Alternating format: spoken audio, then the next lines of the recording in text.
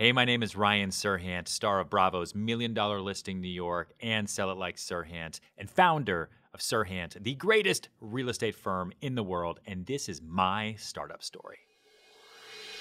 Every wildfire began with a spark. Every superhero has an origin story. And every single startup has a moment that they point to as their beginning. And every founder has a purpose that drove them in the midst of all obstacles. That is the startup story. Hello, everyone, and welcome to another episode of The Startup Story. And before we jump into this week's episode, I want to share about Grindology. Grindology is a brand extension of The Startup Story, and we release a new issue of Grindology magazine every quarter. Every issue of Grindology focuses on a very specific theme that is pertinent to all startups of all stages. And within each issue, we aggregate founder-direct resources that will deliver real value and assistance to your entrepreneurial journey. Much like The Startup Story is about providing you with founder-direct guidance, Grindology provides you with founder-direct tactics and resources. And every single issue of Grindology is chock full of real tactics from real business builders, not journalists. Within the pages of Grindology, we will be delivering to you tactics and strategies that you can integrate into your business immediately. Our current issue, that is available right now, is focused on automation, and within this issue you will hear from a founder that shares how he drove 20% revenue growth automating their email retargeting flows. And you'll also hear how to leverage automation within your hiring process so that you're not hindered during this season of exponential growth. And you will also receive the actual playbook on how Lyft built their marketing automation platform, provided directly by the senior engineering manager who built it. I'm telling you, founder direct tactics make all the difference in the world, and that is exactly what you will find in this issue and in every issue of Grindology. Like I said, real tactics from real business builders. Get your digital access to all of our issues today by visiting grindologymagazine.com. And of course, we will include a link in our show notes. All right. Now let's jump into this week's episode. My guest this week is Ryan Serhant, star of Bravo's hit series $1 Million Listing New York, best-selling author, and founder of Serhant. Now, let me be very clear on a few things. There are a few industries that hit me up all the time to feature their founder. One industry is the personal coaching industry, and the other is real estate. Both are great industries, but neither of them have ever interested me to bring a full episode to you of their founder startup story. That was until I was pitched the idea of featuring Ryan Serhant. Now, was it intriguing that he was the star of Bravo's hit series $1 Million Listing New York? Well, of course it was. I've always been interested in how celebrities view and manage their personal brand when they're involved in media and entertainment, as well as in the entrepreneurial space. Now, aside from the celebrity intrigue, what was also interesting to me was how Ryan's firm, aptly named Serhant, is leveraging media to build one of the fastest growing real estate brands in the nation. Now, the value that Ryan delivers in this episode around the topic of branding and resilience is going to be an absolute game changer for anyone that listens to the full episode. So I encourage you, lock in, get that notepad and pen ready, and get ready for just an absolutely life-changing episode. And yes, this episode is a bit longer than usual, but that is because Ryan is a master storyteller, and it was just so good I couldn't trim anything down. So with that said, being that his story is so unique that we kicked off his story trying to figure out if his actual origin has always been as unique as his current day is, or if there was ever a season that was more normal than others. Definitely the black sheep, so much so that almost every person in my family, their name starts with the letter J, and then they had Ryan. And I don't know if that did something to me when I was a little kid, but I was born in Houston, Texas. My parents got divorced the next day. My mom remarried, and so her new husband after that, it was the guy who raised me. He's my dad. I call him dad. I met my biological father much later, and my parents were in finance. My little brother's in finance. My older brother's in finance. It's interesting. You think about nature versus nurture. When I was 10, I then kind of got reacquainted with my biological dad because he called my parents. We had moved up to Long Island by that point, and with my little brother, who's my half brother, but my little brother, He's like, Ryan's sister Misty's getting married. We'd like him to fly down to Dallas to the wedding. And I was 10 years old, and I remember my parents sitting me down and having that conversation, and I was like, who? What? Yeah. Because I think I had seen them like here and there, but like, now I have a baby, and I get it now, because like my baby, she's 2. I see other kids, they're 4, they're 6. They don't get it. They don't understand. Yeah. And so I kind of feel like they were, like, I don't know, like my parents' friends, or like Uncle Bob, stuff like that. Yeah. When I was 10, it became like real, where like, oh, I have a different dad. Interesting. I was born Ryan Parker. That's weird. And I have a sister. I have 2 sisters that are in Texas. So I flew down. Bob Dad is what I call him. And, he is an entrepreneur. So it's weird. Like I grew up very, very structured, very regimented, very well-rounded, very disciplined in the house that I grew up in. And then Bob Dad is wild and crazy. Started all his own different businesses, and he's actually in real estate. Random. Yeah. My sister Misty is an entrepreneur from the day she was born.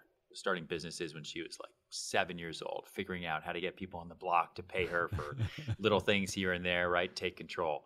And I would see them like once a year, every other year or so. And that was kind of the environment that I grew up in, right?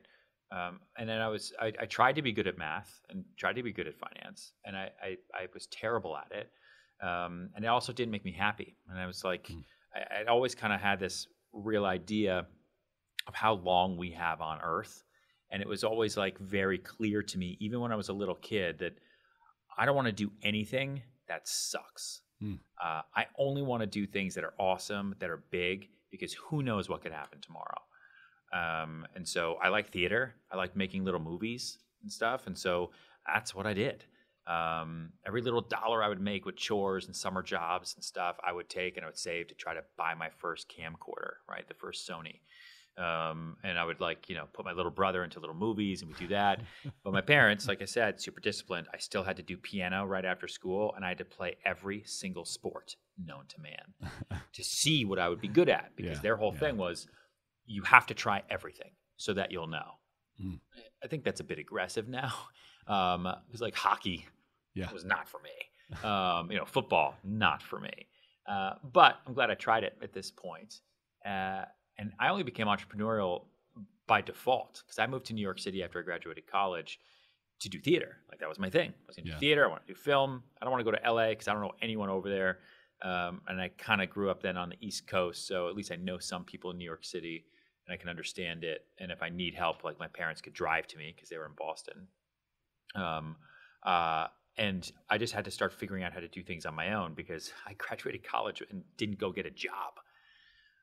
And that's kind of how it all sort of started. I love that. And I definitely want to talk about that nature versus nurture discussion at the end of this, when we talk about the idea of entrepreneurship, because I think there'll be some interesting takes from you on that. But when we look to that journey, right, again, your parents very structured in finance, and I'm in this phase of life. My daughter's a junior in high school, so I'm already thinking about what her next step is.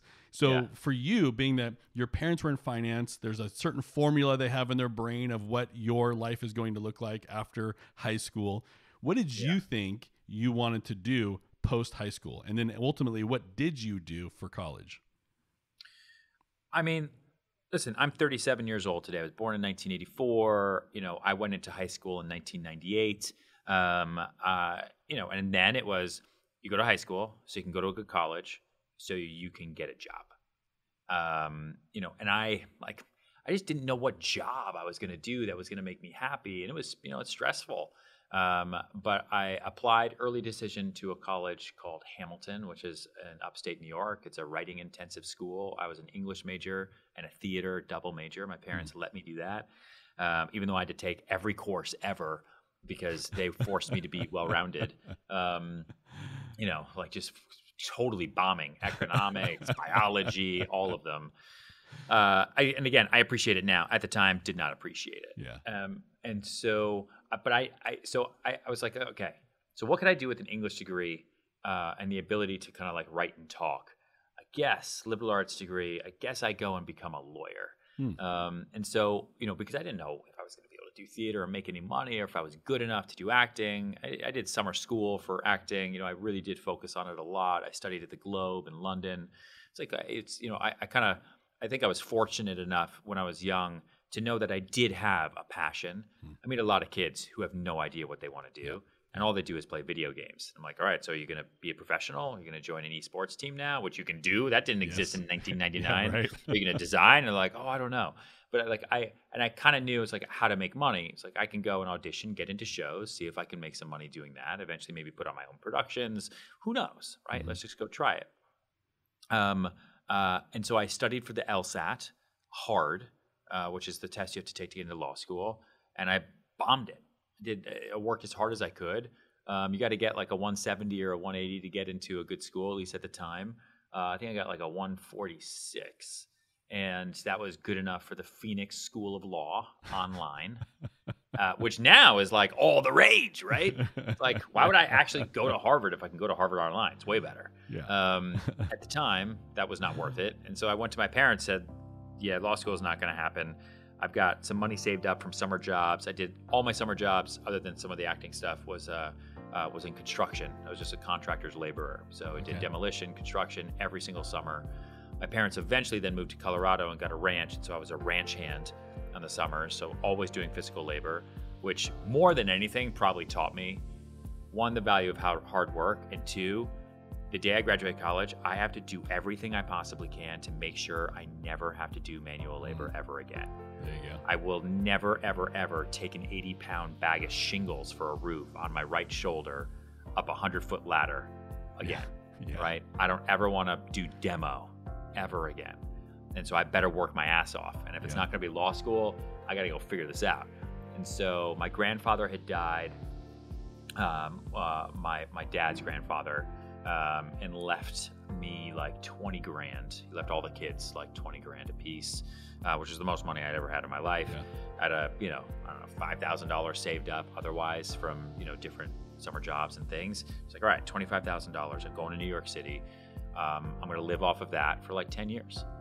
Like that's it. I don't have to work because I didn't want to have to get a job. I didn't want to have to move to New York City and be a waiter to afford rent, to then be tired and run around and try to audition. I wanted to give myself like, I got 2 years, right?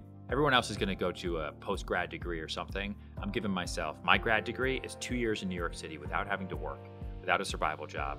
I'm going to give it my all.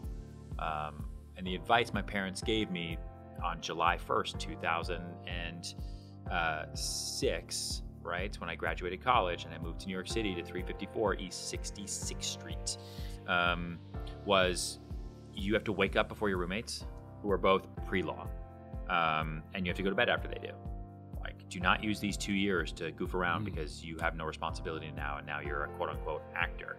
Use these 2 years to really make something of yourself, and give it your absolute best.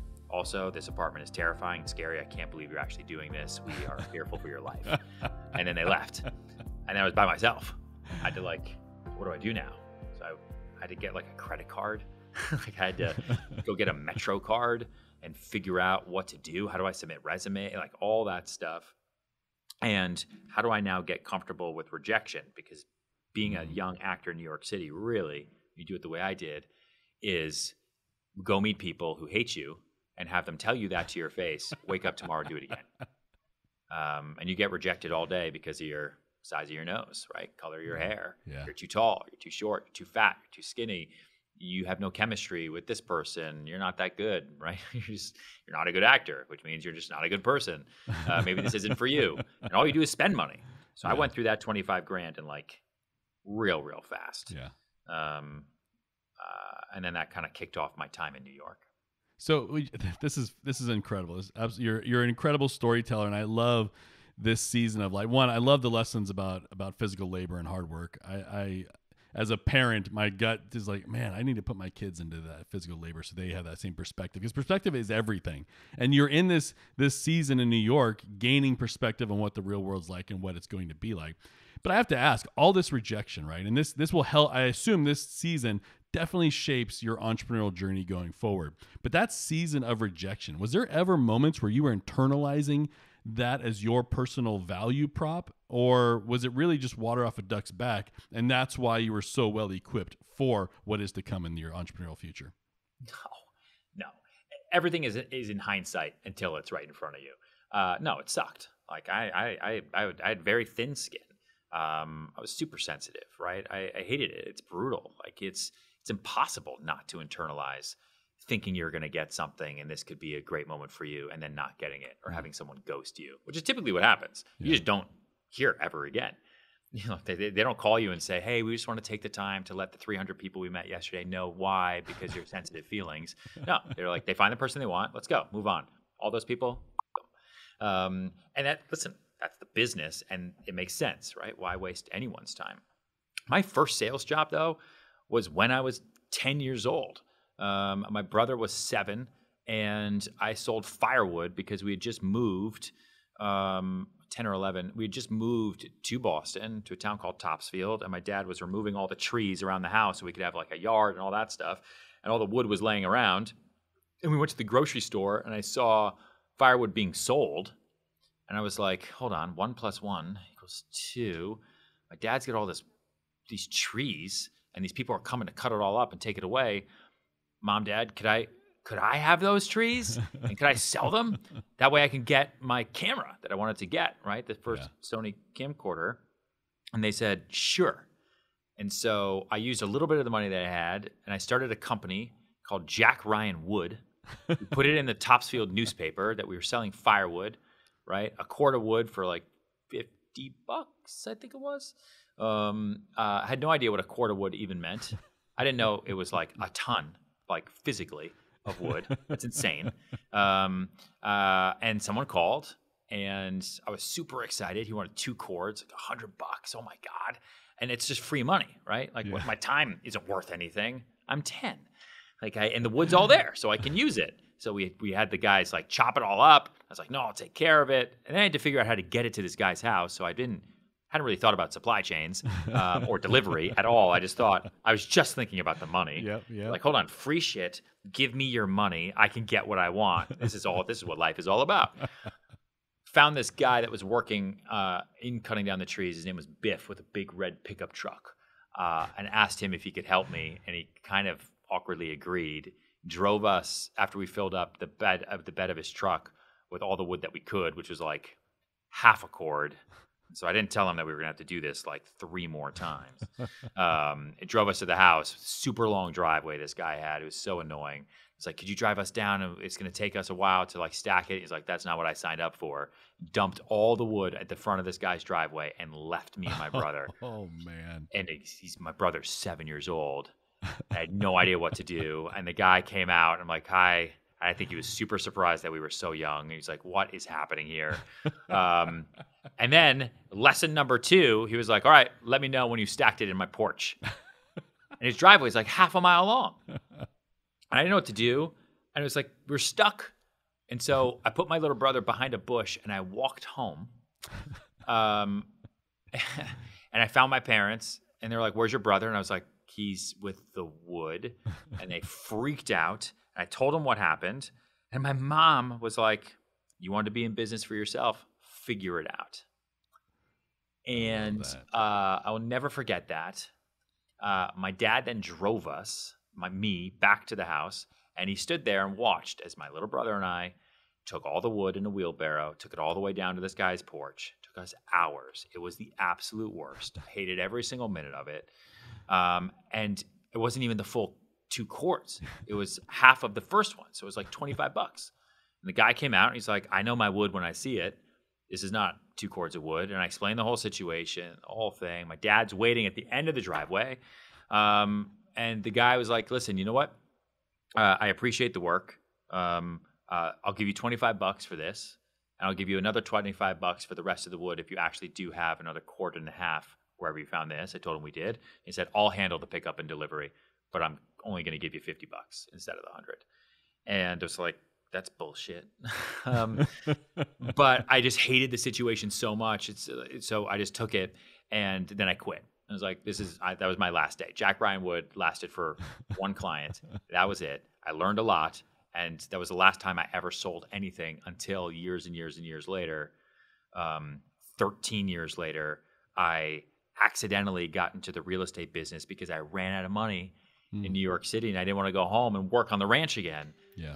And I was like, I got to figure something out. And I got to stay in New York, because if I leave New York, I am never coming back. And I know a lot of people who leave New York to go make money, go move home, figure it out, and they don't come back to New York City. Because who in their right mind a second time is going to say, you know where I'm going to go? Someplace really tough, really competitive, really dirty, really expensive, where I probably have no chance. Nah. No, the ranch sounds pretty good. That was my first. I love it. I love it. So before we get to your real estate journey, to what leads us to where we are today, as a parent, I have to ask, I mean, I'll never forget, as my kids age through certain years that were milestones in my life, as your kids are aging and you're thinking back to when you were 10 or your brother was 7 in that woods story, can you imagine your kids going through that journey and what your response would be? No, I talk up to my, like, I don't even know how my parents did that. I think like life is, and I also, my parents tell stories from their parents, right? Every generation has their own cycles. And like, I can't imagine how my grandparents treated my mom and dad. Like, whoa, totally different. And then to my grandparents, my parents were super easy on us. Like the fact that my dad helped me with the wheelbarrow and drove back down and stood there the whole time, to my grandparents, like, you're raising wimps. Now, are you kidding me? Like, I don't know how I'm gonna ever have Xena, our daughter, who's 2.5. Like, how am I ever gonna be okay with pushing her to do manual labor? Like, we live in Brooklyn. Like, we're in New York City. I'm a real estate broker on TV. Like, how am I gonna do? I mean, how is she's never even gonna listen to me. Yeah. My parents were okay with us hating them because they knew it wasn't permanent. Yeah. Right? They were okay with us slamming the door. They were okay with us being angry. And I remember my dad also telling me the easiest thing a parent can do is say yes. It's the easiest thing a parent can do. Just say, yeah, whatever you want. Yeah, sure. You want to go out till 10? Sure. Yes. Because you want to get them off your back. We said, that's not being a parent, though. That's failing at your job. And that's going to suck. Because so far, Xena's 2, and like, we say yes a lot, but in my head, I'm like, she's 2. She won't remember that I'm being super easy. But pretty soon, I'm going to have to say no. And like, I don't know, hopefully my wife will just do that. I can say no to my employees all day long. Yeah. And I've had to like make a very distinct distinction in my head between like, I have employees at work, my family are not my employees. Yeah. I have to treat them differently. I spend all day long telling people what to do, and then I get home and I have to be an engaging part of the conversation instead of saying, do this, do that. Yeah. That's a whole separate podcast. That's yes, it is. Conversation. Yes, it is. Yes, it is. So your time in New York, you have 25 grand from the passing of your grandfather. You think you're going to make it in that time period, and it doesn't end up working out that way. Tell us how we get to the Ryan Serhant that we see today. How does the TV show come to be? How does Serhant, the firm, come to be? How does what you're doing in real estate with video technology come to be? Like, how do we get to where we are today from that moment, that season of failure? Right. So I've always been somebody who's open to opportunity, right? Like the power of yes. I've written 2 books at this point. Salt Lake Serhant, my first one. It goes into that a lot, like the power of yes, because every opportunity I've ever had has come from another one.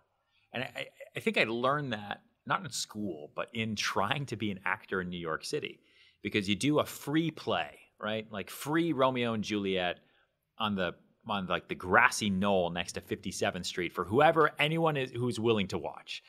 But in that, and it's a terrible production, does nothing for your life, but you learn something and you meet somebody who's like, hey, I have a theater group actually in the East Village. They're looking to do something. Do you want to come and audit? And then that would turn into something that would turn into something, and so on and so forth. I studied theater and film a lot. I actually got onto, so like 8 months into New York, I would just audition all day long. I'd wake up, I'd look at what castings were out there, and I had headshots and a resume, and I would send in my headshot and resume. And back then, you'd do it in the mail. So I spent a lot of time at like FedEx and Kinko's. And so that was like 2006, 2007, early 2008. And one of the things I auditioned for at the beginning was this internet reality show. Hey, reality shows back then were Survivor and American Idol, basically, right? Dog the Bounty Hunter, stuff like that. And so there was something called Intern, and they were casting for the internet for CBS.com to find the next soap star to be on As the World Turns, which is a show that had been on the air for like 55 years. Yeah. And so I submitted myself to everything. Just say yes. Who knows what's going to happen? Student films, this, that, the other. And so I got called into that one. Like, oh, this is weird. And so I went to Johnson & Johnson, which owned the production company, did a casting there, had no idea what I was doing. And then they called me back. I went to CBS Studios, and then they cast me as a contestant on Intern, where I would move to Brooklyn to a loft with 12 other actors. And every day we would go through an audition with their executive producer, and he would cut one of us to get us down to the final 3, and then America would vote, right? We each got what's called an under 5 role. So you go on a soap, you have under 5 lines, so they don't have to pay you as much. You have under 5 lines, and you get to this random part, and you perform, and then America would watch the show, and then they would cast their vote for you that following week, and then they would determine who wins the role. Went through that whole thing. That was so emotionally brutal and insane, but it got me in front of the cameras. I understood kind of like how to play the audience, right? Because it's just a big game. I understood how to play the producers. The main producer of the reality show is a guy named Brent Montgomery and his wife Courtney Montgomery, who are from Austin, Texas, and they just like really believed in reality TV, and it was just weird. So, but lo and behold, I then go on the CBS early show with me and the 2 other women who made it to the final 3, and America voted for me. And I was the winner, and I became Dr. Evan Walsh IV. And I was going to go on As the World Turns as a contract role and cure cancer. Turns out, at the end of 2007, the Writers Guild of America in LA goes on strike. So if anyone remembers back then, like The Daily Show went off the air, right? Like Leno went off the air. All these shows stopped because the writers went on strike. It's a huge strike. And so that was devastating to the soap opera world, because whereas like, any other show does an episode a week, soap operas shoot an episode and a half a day because they were putting out new episodes every single day. And without writers, what do you do? And so the budget started getting cut. And so I went from being a nice guy curing cancer on this show, hopefully one day getting a love interest, to all of a sudden, all these people on the show started dying because they were getting killed off, right, to save budget. Yeah. All these actors started dying. And then one day I get a script. And who is killing them all? Dr. Evan Walsh IV with a syringe. Oh, my God. And I was like, oh, well, that's cool, I guess. I'll be the villain. Next day, I get a script. Dr. Evan Walsh IV dies at the hands of his own grandmother, wrestling on the rooftop of the hospital as I was awaiting my helicopter to take me to the Caribbean where I could do my research in peace. And then there was no next day. I was fired. They killed me off. Oh, my goodness. To save budget. And then a couple months later, the whole show was canceled. As World Turns went off the air because Dog the Bounty Hunter is so much cheaper to make. And so it makes no sense for the network to pay for soap operas anymore because people don't watch soaps anymore. Because then by that point, the best soap opera on TV was Keeping Up with the Kardashians. And you could start following people on this thing called Facebook. So there was this integrated reality world that never existed before, and the world changed. And so I went through that money pretty quick because they only paid me $844 an episode. And after tax and FICA and like all this other bullshit that apparently I had to pay for with my hard-earned soap money, I was left with like nothing. I was like, what is this? And then my dad was like, yep, now you know. It's like, wow, that's going to inform the way I think about politics going forward. This is bullshit. And so then the next thing I did was I had these, because of the soap opera, I had headshots, right? You take headshots and all that. One of my headshots, my hands were like this, right? Like the classic actor headshot, like that. And this, I got these casting agents and whatever to try to find me like the next soap. I auditioned for One Life to Live and The Young and the Restless and some movies and stuff, didn't get anything. And then he calls me, my agent, Rick Miller, calls me and says, hey, have you ever thought about hand modeling? I'm like, what? No, I've never thought about hand modeling. And sorry, but this is all necessary for this podcast, great. so you can understand. This is great. So I was like, no, I've never heard of hand modeling. He's like, well, there's a hand model audition for AT&T. Do you want to go to it? It's like, what? No. And I kind of went to like hang up the phone. He's like, it pays $1,500 a day. It's like, excuse me? I'll be right there. And I actually kind of forgot about it because it was the next day. And then he calls me. He's like, hey, just want to make sure you're on your way to the audition. I was like, oh, shit. He's like, you got to show your arms. I was like, okay. Wore a tank top, went to this audition. I'd never done anything like that, like parts modeling. I walk into this casting room, and all these people are there. And their hands, their arms are elevated. They're holding them up because they're draining the blood out of their veins. So when they go and take photos, their hands will look as clean as possible. Right? This is a real thing. Okay. And I'm looking around and like I check in and the woman's like, hi, do you have your book? So when you go to a modeling audition, they ask for your book to show like your resume, right? All the different photos, everything. And I was like, no, I don't have a book. This is the first hand job audition I've ever been to. So I don't have anything.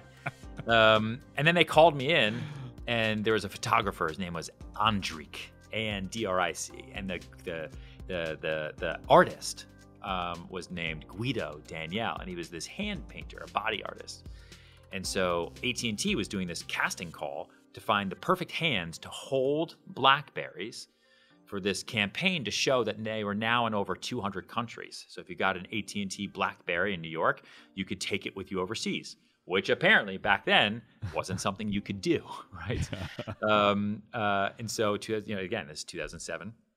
And so they hung me upside down, and I had to put my hands up above my head, and I held a phone, and I had big hands and long fingers, I guess because my parents forced me to play piano when I was a little kid. And I remember them saying, beautiful fingers. Like, this is the weird thing. I was like, if my parents knew what I was doing right now to try to make a dollar. And I left. I was like, all right, fine. And my agent calls me the next day, and he's like, Ryan, they loved your hands. What the fuck is happening right now? It's like, they want to cast you in the first shoot. It's like, what? Like, yeah, they're going to book you for 5 days, $1,500 a day. You just have to go there and hold phones and let them take photos of your hands. My rent was $1,100. By this point, I had moved down to 38 West 31st Street, which is in Koreatown. I had the tiniest apartment. I was the only white guy in a Korean building. We shared a bathroom with everyone on the floor, so there's like 17 of us. But it was kind of like a dorm room, and it kind of so it like wasn't today. That would be weird. At the time, I was just like cheap rent in the middle of the city, on top of every train, so I could get to these castings and whatever. So that was fine. And I was like, wow, you're gonna pay my rent for almost half the year, basically. And I don't have to talk or anything. Just take photos of my hands. So yep. And I went and I did that. And I created this ad campaign. And if you Google it, it's still out there. I ended up doing that like for a long time. And it wasn't every week, but they kept calling me back. And it won all these awards. I'm still in touch with those guys. It became this massive print digital media campaign where no one knew they were my hands or arms. But my hands were on the sides of buses and taxi cabs and on the sides of buildings and all over the world. It was nuts. And my older brother and my little brother used to make fun of me because they were like, you went to New York to be famous and you became hand famous. That's as far as you're going to get there, Sir Hand. It's like, yep, thanks. But I couldn't pay the bills with hand modeling all the time. And eventually, the summer of 2008, I just totally ran out of money. The soap opera was over. The hand modeling was sporadic. I couldn't get jobs anywhere else, doing short films, free theater, all that stuff. And a friend of mine that I went to college with was like, listen, stop doing the hand job, stop doing this, stop doing that. Just get your real estate license, right? The real estate market in New York City is on fire. It's insane. Sell an apartment through Craigslist. Rent an apartment. Rent one apartment a day. You'll pay your rent for the month. Do whatever else you want the other 30 days of the month. It's like, ugh. The last thing I ever want to do is be a realtor. Like, that just sounds so god awful. And I was like, what do I have to do to become a real estate agent? It's like, you go to this class, sit there for a couple days, take a test. The answers are like, what is a house? Super easy. Anyone can do it. That's it. And then just post ads on Craigslist the same way you used to post your headshot and resume for everyone. It's the same thing. And then you just meet someone and you show them a couple rental buildings and they pick one because they got to move. I was like, yeah, but I don't know anything. He said, it's just like theater. Memorize information. Like just print out all the information for those 4 buildings, post up ads, and then you got to meet people and then play improv games. You're going to go meet Nancy and Sally. Okay, improv. Say yes and memorize information about those 4 buildings, recite it. If they ask you how long you've been doing it, say a while, and say, do you like this one? They're going to say yes. You go up to the leasing office. They've got out the application. They do all the work, and they'll pay you 1 month's commission, right? 1 month's rent. So if you rent an apartment for $3,000 a month, you get $3,000. You hang your license with a brokerage firm. Your entry-level split with the firm, because you're brand new, is 50-50. You make $1,500. It's like, wait. So I post ads on Craigslist. I meet people on a street corner. I show them 4 buildings or whatever, and I just tell them information that they could find on the internet anyway, but they're going to trust it because it's coming from me and because I memorized it. And then they just pick an apartment they like. And he's like, yeah. And you tell them they should take it, right? Because people don't know what they want until you show it to them. That's it. And so I got into it. I rented my first apartment for like $1,100 a month. I was like, okay. Then another one. And slowly but surely, I stopped feeling motivated to go to Actors Equity auditions in Times Square at 6 a.m. to be seen hopefully by 2 or 3 p.m. to then be told that I wasn't right for the part. And I got more motivated to like show up to this office, all these random weirdos, and post these ads for rental listings that weren't my own, but they were open listings and I was allowed to do it. And then just go meet strangers all day and see if I could convince them to rent an apartment. And I made $9,188 my first year. I made more money from hand modeling my first year. That's how I survived. But it became this like addictive game. And my first day actually in the real estate business, that first day was the day Lehman Brothers filed for bankruptcy. It was September 15th, 2008. And I'll never forget it because I went to the conference room of this office, my first job, right? Really. And everyone was crowded around saying the world's coming to an end. All their deals were dying. And it was the worst day ever for a lot of people. But for me, like I had no money. I didn't have a stock portfolio. I wasn't like, oh my God, my net worth. I just thought real estate was really, really, really hard. And that's how I got into the business. And that friend who got me into it, who was like awesome and amazing, and he had cool suits and a cool apartment, 3 weeks later, he quits and moves to California. And he's like, sorry, I got you into this. Everything's done. It's over. New York's dead. I was like, fuck. Like, I just did this because you told me to. And now, like, what do I do? So I stayed in it by myself and just kept trying to figure it out. And I would just post ads and meet people on the street, man. I had no shame because I wasn't from New York. I didn't know anybody. I didn't go to the schools here. I didn't go to the synagogue. I'm not Jewish. Like I wasn't in the circle.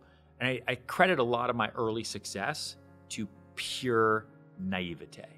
Had I known what I was doing or what I was getting into, I don't think I would have done it because it would have been too overwhelming and too hard. Like being stubborn is a gift sometimes. And it really was for me in the beginning because I learned how difficult it was while I was already in it. And then you're stuck and you're like, well, now I'm here. So now I'm doing it. And I started selling apartments because my rental clients were like, oh, okay, thank you. I have a friend who needs to sell something. Do you do that too? Yep. Yes, I do. Go back to the office. How do I sell it? How do I sell an apartment? What is that? Do I need a lawyer? Like, what is that process? I have no idea. I didn't know how to do this. And when you get your real estate license, they don't teach you how to make money. They teach you about civil rights laws, and like what things mean and glossary term. And so it was just trial by fire at the beginning. And a year and a half later, I was selling apartments in the financial district. Somehow I had figured out how to get onto a building to be the sales director. I was 25. I was the youngest sales director in New York City ever because the market was total shit. It completely died. And no one could buy or sell anything. There was no financing, right? Fannie and Freddie were dead. And I was just putting ads on Craigslist the way I was told to. And so I started putting sale ad on Craigslist, right? Not just rentals. And these people were reaching out to me, and I started selling apartments in Long Island City, which is a part of Queens, because I didn't care. I would sell apartments anywhere. Like I wasn't building a brand. I wasn't building a career. I was just trying to stay in New York. If I could stay in New York and build up rental reserves, then I didn't have to go do labor work, right?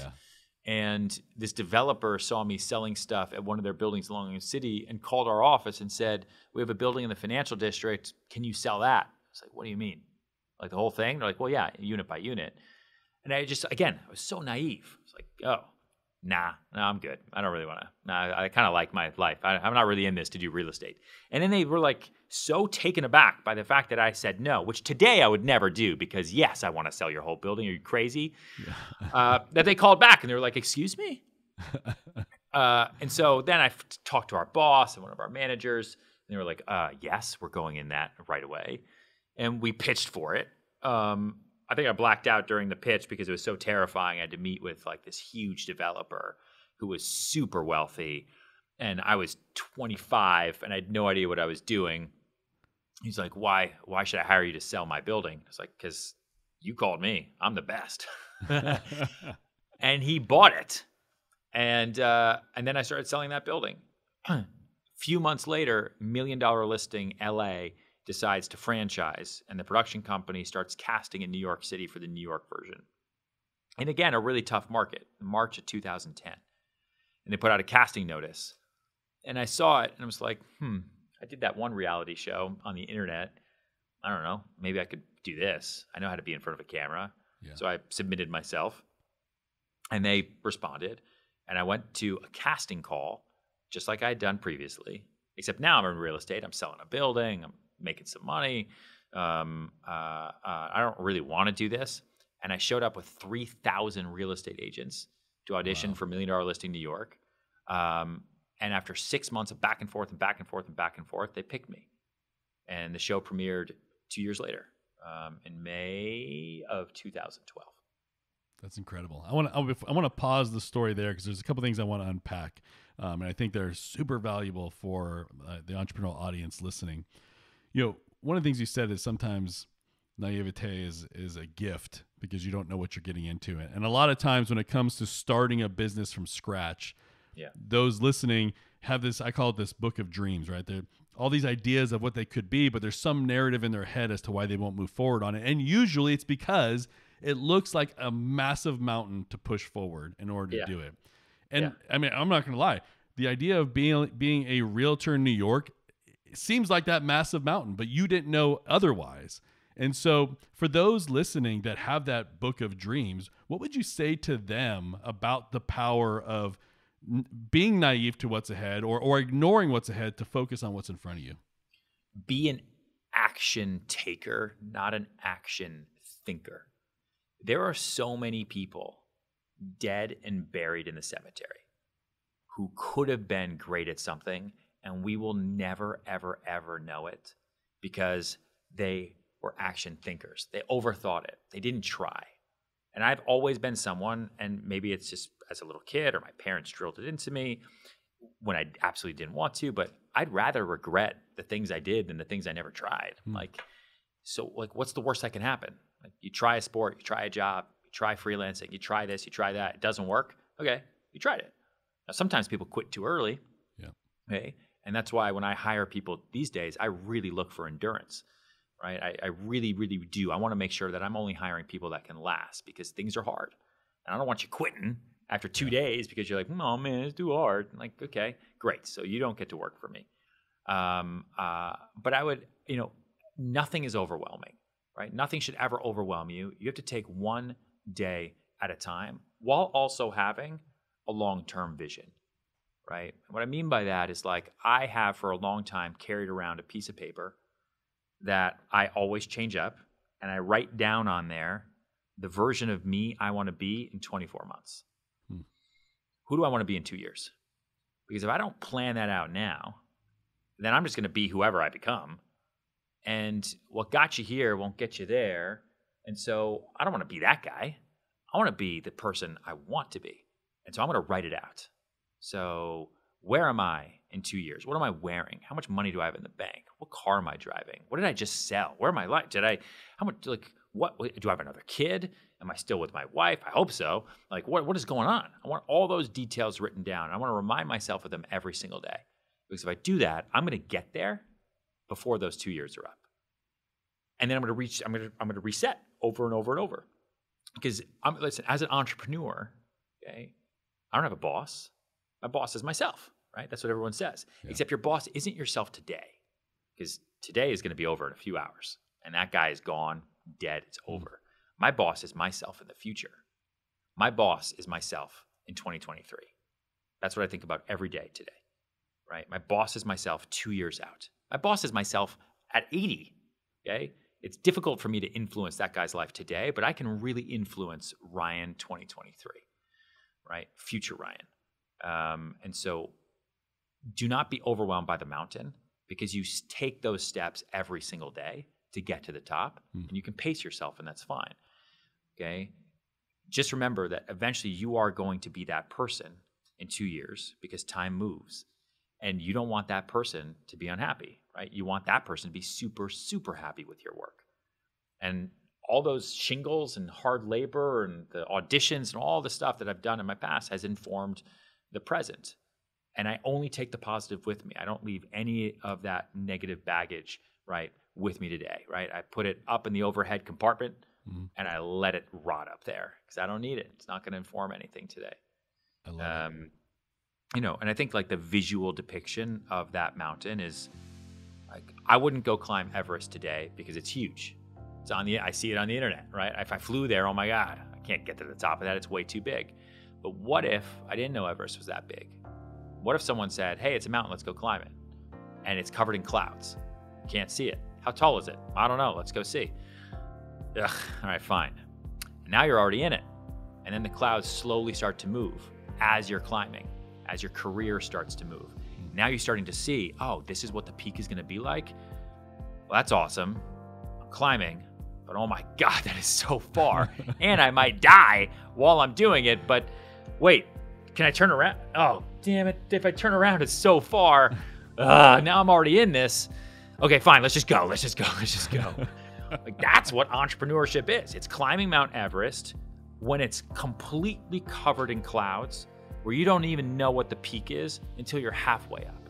Because eventually the peak does show its face and you see what the possibilities are. It's still terrifying. It's still completely far. You have no idea how you're going to get up there.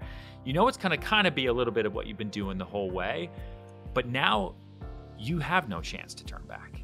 Okay? And you've put yourself in this position, and that's okay. So you just have to keep climbing. I love that. What a great word. I hope everyone listening can take that information, process it for themselves, move forward in it, because that is an absolutely encouraging word. I've said it so many times before. Yes, there are a million decisions to be made, but the most important one is the one right in front of you. So that was a great word, Ryan. But I want to talk about this now that you were accepted for the New York franchise of $1 Million Listing. You're in real estate, but you were doing real estate because you were just trying to pay the bills because of acting. And in that transition, you started thinking, I want to do less of the crap acting work, but now you're back on TV again. And so it's like, was there ever tension between the two worlds of which one did you want to go back into? Was it TV? Because now you're in on a big show, big network. Or did you know, actually, I see a lot of upside to real estate, or better yet, I'm going to go all in on this. I'm going to take care of both worlds. Walk me through your mental framework on this. Yeah. So $1 Million Listing happens, okay? And I got on that show much in the same way I've done everything else in my life, which is I'm going to put myself forward as the absolute best option, even if I'm not. So like at that audition, they asked me, why should we cast you? And I said word for word, because I'm the greatest fucking real estate broker in the history of the known universe. And they bought it. Like, I'd been in the business for a year and a half, but I also knew, like, in any interview and audition you go into, you have to understand who you are, what your strengths are, what your weaknesses are.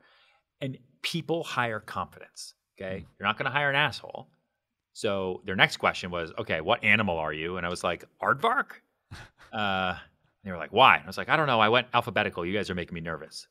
So I gave them the confidence they were looking for, but I was also self-deprecating and kind of goofy, right? So they were like, okay, so he knows what he's doing. Apparently he's one of the best, but he's not going to be difficult to work with, right? So you have to know how you come across. It's amazing to me how people have no idea.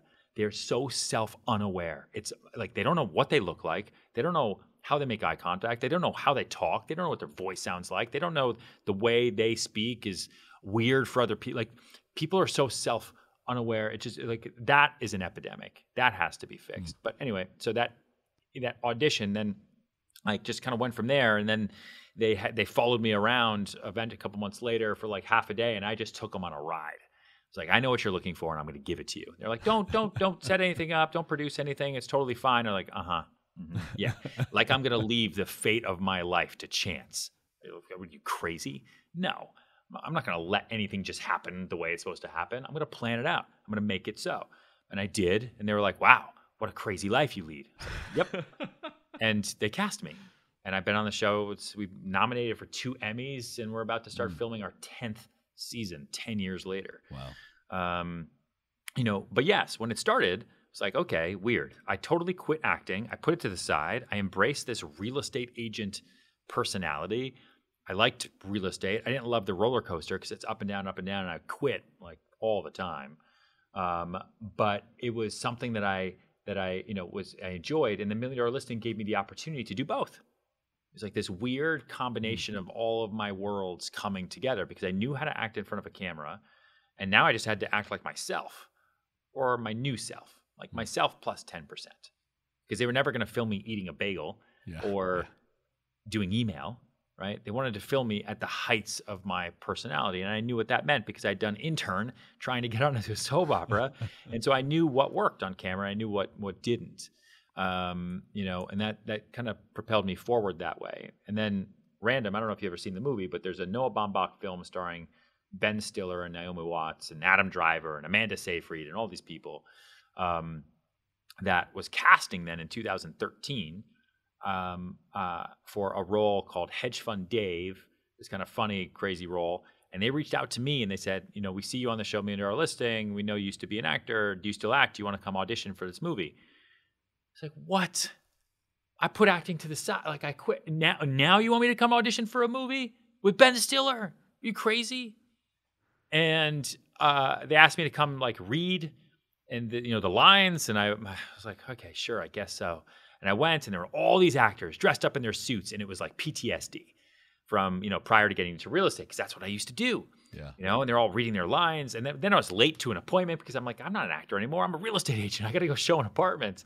And so when I went in and I sat down to do the lines, they're like, hey, sorry for making you waiting. It's a really important role to Noah and to Ben. I was like, yeah, whatever. Did it super fast and left. They called me the next day and it was like, that was the most natural reading of any of the actors that were there. And I was like, you have to be fucking kidding me. Are you kidding me? What the thing I didn't even want, that's the time you're interested? Like Ben wants to see you and wants to read with you. It's like, Ben Stiller? Zoolander? Really?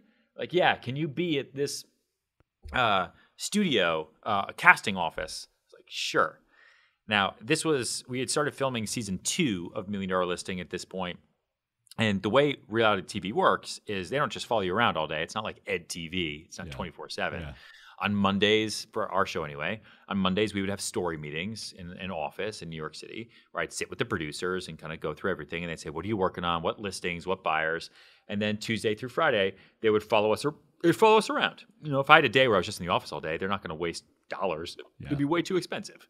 Like for them to have cameramen and soundmen just watching me wait for the phone to ring, that doesn't work, right? So if I have a day where I'm going to be doing an open house, then sure, they're going to come film that.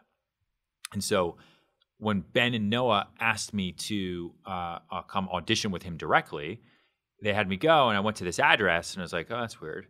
And I went up to this office, and they're sitting in there, and it was the identical, same exact office that Bravo had used the season before as our story meeting office on Mondays. I was like, what are the chances? Yeah. This city is huge. And I sat down and they said, hi, I'm Ben. He's like, I'm Noah Baumbach. I'm like, yeah, And they're like, you ready? I'm like, I've been in this room before. And left an awkward silence after that statement. And I think it just set the tone for the whole thing. I didn't tell them why, but it was blowing my mind. It was like, I quit acting. I got into real estate to pay the bills. I had no idea what I was doing, but then I kind of figured out real estate. And then I went to this random audition to be on a real estate reality TV show, got on that. And now you guys are calling me to come and audition for a movie. And the office you're using to cast me, of the million offices in New York City to meet me in, is the office that Bravo had used last year, of all the offices, to have story meetings with me in. That's incredible. What? And then they called me the next day, and they were like, that was great. We'd like to cast you on the. And then I did my first movie. And it's out. You can go watch it. Hedge Fund Dave. I think I crushed it. Awesome. But to really answer your question, I love business, and the accident of getting into real estate to pay my rent was awesome because I get to do whatever I want every single day to make money. And because I wasn't born into this business, I come at this business from a totally different angle. I don't want to sell houses with photos. Let's make movies. Let's make videos. That's what I always wanted to do. I was the first person to start doing property tours on YouTube and sell property through YouTube. Let's build a personal brand for myself, right? I figured out how to do that on $1 Million Listing, and I transcribed it and put it out into the world. Let's do things differently. Let's think outside the box. And I made a lot of people really, really uncomfortable in buttoned up New York City, but I don't care. My boss is me in the future and not you guys. So I'm going to do whatever I can to sell as much as I possibly can. And apparently now I also do it on TV. I love that. I want to talk about branding, but before we get to branding, I want to tee up for my listeners exactly the Serhant that we see today, the agency, the firm, not the person. What is Serhant, and what makes it unique from everything else out there? Right. So fast forward many years. Okay, $1 Million Listing comes out. It's huge. 2.5 million people watch it every week live. It's airing to 25 million people around the world. And it's not like people called me right away and said, hey, I saw you on TV. Like, when was the last time you called someone on TV? Right? It doesn't happen that way. Nope. What works, though, is it's out there. People start to get aware of it. And then when I cold call or I door knock or I'm pushing myself out there, now I have a hook where, not sure if you've seen it, but I'm the star of Bravo's $1 Million Listing New York. I can get your apartment on TV. And most people didn't want to do that, but enough did where I could start snowballing my career and building it that way, right? And the show did well. It went out there. I built a sales team around me because I just started lead generating all day long. I built up my entire systems, right? I created the finder, keeper, doer system for how to structure your day as an entrepreneur. I figured out what my 1,000-minute rule was to figure out how to really make sure that I was efficient with my time. I created the 3 Fs for follow-up so that I would never, ever, ever leave money on the table with anyone I ever met. I put all of that together, right? I wrote Sell It Like Serhant. I did the spin-off show, Sell It Like Serhant. We started the sales course that came out in 2018, the Sell It Like Serhant sales course, which now has 10,000 real estate agents in 109 countries.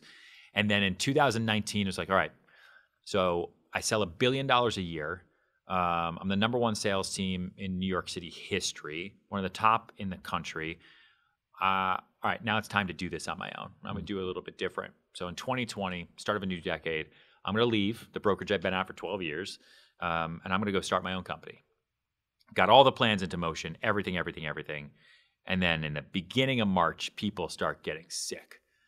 Well, before that, but really in New York, it was like, what is happening? Yeah. And this COVID-19 thing starts happening, and then Cuomo starts going on TV every day, and then the cops started getting sick, and the fire department started getting sick. And then all of a sudden they shut down schools, which meant that a lot of emergency workers couldn't go to work because they got kids and they've got no childcare because childcare started getting sick. And then the whole city shuts down. Like, I'm about to go start a real estate firm in New York City, and everyone just left. It was a mass exodus. Wow. It was insane, right? Wow. If, as we can remember, time flies, but it was bad. And I had a full day where I was like, maybe I don't do this. I don't know. Like, this might be a really bad time. My parents told me not to do it. Every other company out there was furloughing people, laying people off, right? And I make my income, for the most part, from selling real estate, mostly in New York. And now the last thing anyone wants to do is buy an apartment in New York. Every deal I had on March 18th, 2020, died.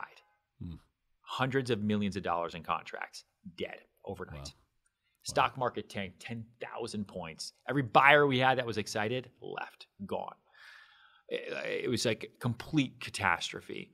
And then the next day I woke up and was like, wait a minute. Let me think about this, right? I got to stay positive. When am I ever going to get another time to actually sit down and focus? I can't show property because I'm locked inside. I can't film a TV show because that got shut down. only essential workers are working. Yeah. I'm forced to sit at home all day long. This is when I should build this business right now. And that's what we did through Zoom. And we built and structured. And then in April, we slowly, sneakily came back to the office without anyone knowing, waving to cops on the streets. New York City riots started in June from George Floyd. It was complete insanity.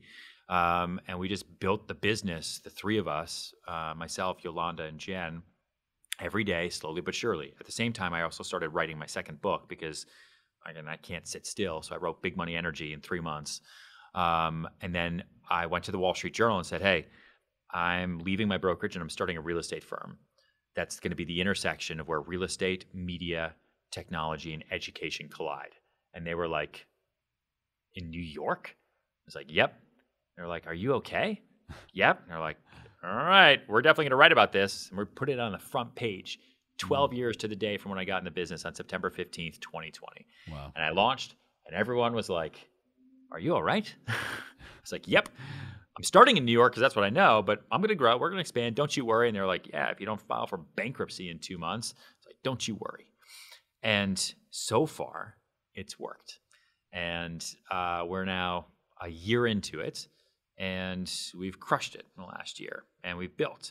I went from me and 2 other people to now staff on payroll is 45. Agents are just over 70. I have no investors, no loans. I've done this all with savings, cash in hand. And I've seeded this insane idea by myself, which is completely terrifying. But at the same time, like I said at the beginning, totally naive. Had I known what it was to start a company during COVID in New York City, I don't know. I don't know if I would have done it. But then the clouds parted. I saw the peak. I looked back the other way. I was like, well, I'm not going back to the brokerage I was at. I already told people I'm doing this. I guess I got to keep climbing. I love it. Now what is it about Serhant that is different than everything else out there? Because it's the intersection, you said, of technology and education. What is it that is so different? So we have a flywheel. So we have the best real estate sales training platform in the world. I believe it because I know what all the other ones are. They all suck. And that's why they never worked for me. And so I wanted to create something that really taught people not how to sell a banana, but how to really sell. How do you sell? What's the structure of selling? How do you build your life as a salesperson? Why is sales great? Because it is the foundation of every business. And how do I build a sales career? And so we grow the brokerage through the training program. You train with us, you can sell with me anywhere in the world. I want you to be able to sell on any device to any person, anywhere. And then I'm going to amplify all of our brands, all of our stories, all of our content in a content to commerce business for real estate, which no one has ever done. And so we're going to sell through social, sell through digital. And so I built an in-house film studio and I called it Studios. And so we've got the education called Ventures that feeds the salespeople, the brand content from Studios that then brings us 2 types of customers. One is the salesperson that goes either into Ventures or to me directly, who wants to work with us now. The second are people who want to sell things. So I get salespeople and people who want to sell things. So that's buyers, sellers, developers, landlords, you name it. And round we go. And one feeds the other, round and round and round and round and round. And we built. And I mean, physically, we have no offices too. So the brokerage is completely based in the cloud. But we have one clubhouse. It's in New York. It's on West Broadway. Thank you, COVID. I took down Tommy Hilfiger's flagship store in Soho, the whole building, in the middle of COVID, and got a great deal because who else was going to go rent a retail building in Soho when Soho was on fire? Yeah. No one except for me. And so everything that everyone thought was crazy in 2020, I just did, because if everyone else thinks it's crazy, then it's probably going to work, right?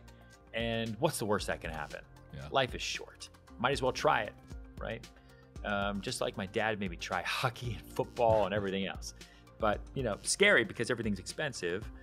But we did it. And now we're going to expand to multiple markets. We'll have a Serhant house in every city, but we'll be licensed everywhere, and agents can sell with us anywhere they want. and we'll amplify them through the content, through the studio, and they can train with us and be indoctrinated into our program and our platform through the training, so that we also have the best salespeople compared to every other real estate brokerage out there that'll take anyone with a pulse. I don't take anyone with a pulse. In New York, you've got to been in the business for at least 5 years. Anywhere else, must have completed our training program, because I know it's the best, and not everyone can get through it. And if you can get through it, you can pass it, then I know you have what it takes. And that's, in a nutshell, what separates us. I love it. So there's 2 questions I want to ask before we get to our final 3 questions. I want to honor your time. This has been an unbelievable episode. I know my listeners are incredibly pumped to be listening to it. I already sense it, because this is going to be a phenomenal fan favorite episode. But I want to talk about branding, especially because you are in this TV space, and yet you're also in the real world, if you will, dealing with people. The media, TV, they love the electric personality, the rough edges. How do you balance branding between the 2 worlds? Because the media and TV, and that sells differently than in person. Yes. So TV is noise. Okay. In person is practice. And so on TV, I could build the brand, which is really then building the awareness. So on TV, I show that I think outside the box, incredibly hardworking. I have a personality, which is important. Okay. In practice, I'm not nearly as loud. I don't need to be. No cameras in front of my face. And I just want to then show in practice what I then do on TV, which is I'm going to show to you that I'm incredibly hardworking, that I can think outside the box in real life too. And that way I can be in front of people as often as I possibly can. Brand us, which is important. We have our next course actually is how to build a brand. And it comes out Thanksgiving, on our platform. And we spend a lot of time on it because I think about brand all day long, right? I think it's like my whole company is agent brand first. If you build a brand, you generate leads in your sleep, right? So how do you do that? Whether it's real estate or selling tires or selling an app or selling articles, if you're a freelance writer, whatever it is, brand starts with your core identity, right? Who are you? You are what you sell, okay? And what? What separates you from the pack? Why you? What makes you different? Is it your hair? Is it your hobby? Is it your family? Is it your tenacity? What is that thing? Really write it down. Okay. My thing ended up being real estate and media. My whole life, right? It's been my thing. I like it. I like the cameras. I set up a whole production. That's my thing. It's how I separate myself from every other agent that's out there that I compete with. Okay. Other people are cooks. They're real estate and cooking. Okay. What is your core identity? You got to figure that out. Because if you don't know who you are, then how is anyone else going to know who you are really? Core identity then gets amplified to the world. And then the world has a perception of who you are because you tell them that. If you believe something to your core, you're going to put that out through your energy. It's going to come out through your mouth, right? The lips, the teeth, the tip of the tongue, how you write everything. It's going to be out there. And that's the perception the world's going to have of you. Then you're going to leave the room. Now people are going to talk about you behind your back. Perception turns into reputation. Reputation turns into brand because that's what you're known for. And that's why you're known for that thing. And so we practice something here called that I call the Serhant brand strategy system. That's 3 parts.